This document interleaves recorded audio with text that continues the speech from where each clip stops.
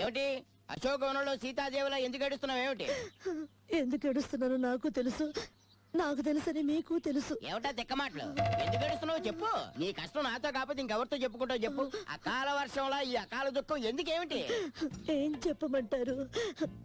ఒకనాడు రాముల వారు నదిలోకి స్నానానికి వెళుతూ చూసుకోకుండా తన బాణం కప్ప మీద పెట్టి వెళ్లిపోయారట.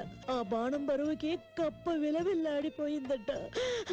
అయినా కిక్కురు అనకుండా అలాగే ఉందట. స్నానం చేసి స్వాముల వారు తిరిగొస్తూ కప్పను చూసి జాలిపడి ఆ బాణం తీసి, అయ్యో కప్ప, నీకింత కష్టం కలిగిందా, నాతో ఎందుకు చెప్పుకోలేదు అని అడిగాడట.